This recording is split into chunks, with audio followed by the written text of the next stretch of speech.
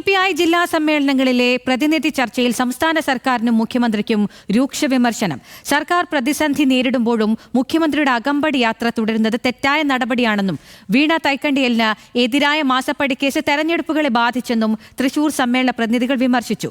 CPI സംസ്ഥാന secretary Binoy വിശ്വത്തിന് CPM-ന് മുന്നിൽ മുട്ടുവിറയ്ക്കുകയാണെന്നും K Rajan ഒഴികെയുള്ള CPI മന്ത്രിമാർ പരാജയമാണെന്നുമുള്ള രൂക്ഷ വിമർശനങ്ങളുമുണ്ടായി.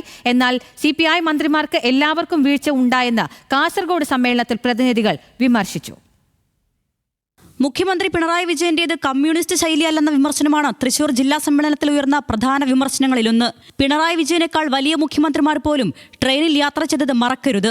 സൂപ്പർ മുഖ്യമന്ത്രിയാകാൻ ശ്രമിക്കുന്ന മുഹമ്മദ് റിയാസ് സർക്കാരിനെയും LDF-നെയും മറികടന്നാണ് പലപ്പോഴും സംസാരിക്കുന്നത്. കേന്ദ്ര പ്രതിസന്ധിയെക്കുറിച്ച് പറയുന്ന ധനമന്ത്രി CPI മന്ത്രിമാരെ അവഗണിച്ച് സ്വന്തം പാർട്ടി ഭരിക്കുന്ന വകുപ്പുകൾക്ക് വാരിക്കോരി പണം കൊടുക്കുന്നുവെന്നും വിമർശനമുണ്ടായി.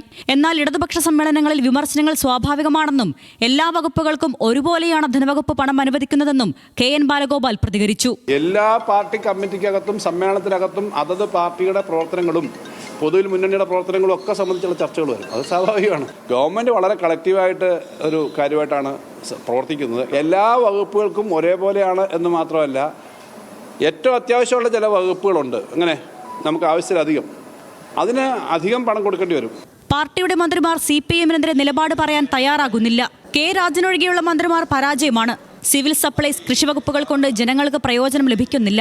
മൃഗസംരക്ഷണ വകുപ്പ് ഉണ്ടോ എന്ന് പോലും ആർക്കും അറിയില്ലെന്നും തൃശൂർ സമ്മേളനത്തിൽ വിമർശനമുയർന്നു. റവന്യൂ വകുപ്പ് സാധാരണക്കാരെ കണ്ടില്ലെന്ന് നടിക്കുന്നുവെന്ന് കാസർഗോഡ് സമ്മേളന പ്രതിനിധികൾ വിമർശിച്ചു. സിവിൽ സപ്ലൈസ് വകുപ്പ് സമ്പൂർണ്ണ പരാജയമാണെന്ന് മന്ത്രിയെ വേദിയിലിരുത്തി പ്രവർത്തന റിപ്പോർട്ടിൽ വിമർശനമുണ്ടായി. സമ്മേളനത്തിൽ ഉയർന്ന വിമർശനങ്ങൾക്ക് സംസ്ഥാന സെക്രട്ടറിയോ സംസ്ഥാന എക്സിക്യൂട്ടീവ് അംഗങ്ങളോ മറുപടി പറയും. ന്യൂസ് മലയാളം, തൃശൂർ, കാസർഗോഡ്.